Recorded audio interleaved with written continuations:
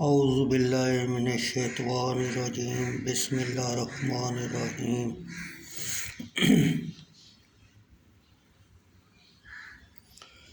بخاری شریف جلد سوم حدیث نمبر 1993۔ شعیب بن ابو حمزہ نے کہا،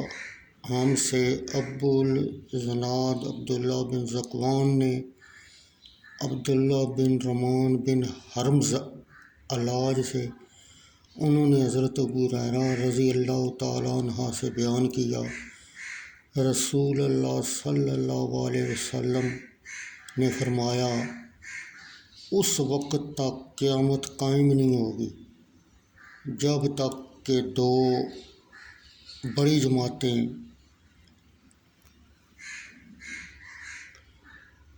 قتال نہ کریں گی، اور ان دونوں جماعتوں کے درمیان عظیم جنگ ہوگی۔ مراد حضرت علی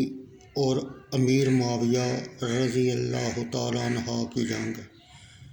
اور ان دونوں جماعتوں کا دعویٰ ایک ہی ہوگا، یعنی دونوں اسلام کا دعویٰ کریں گے،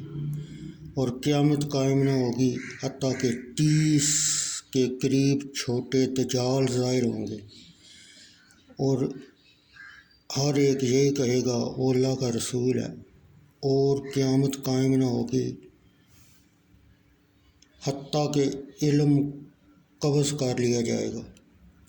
بسبب قبض کرنے علماء کے،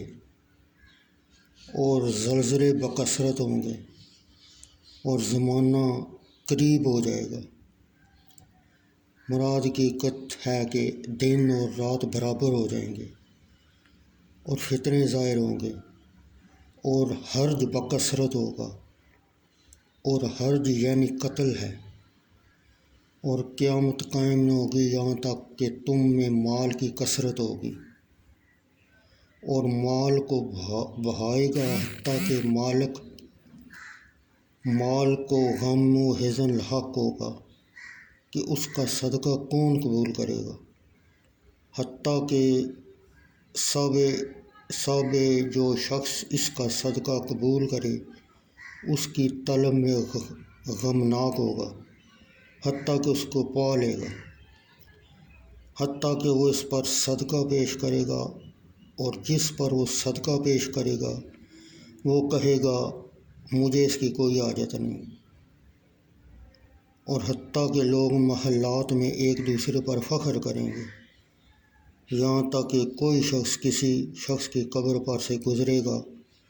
وہ کہے گا اے کاش اس جگہ میں ہوتا،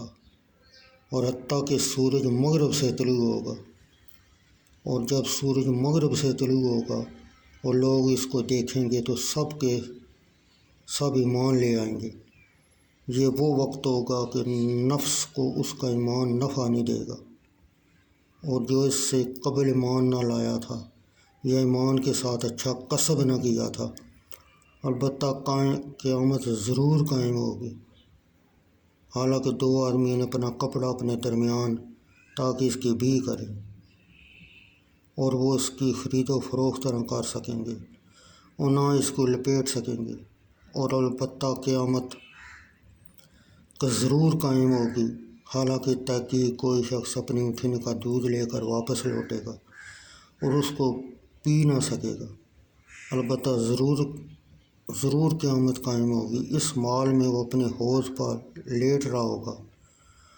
اور وہ اس میں پی نہ سکے گا،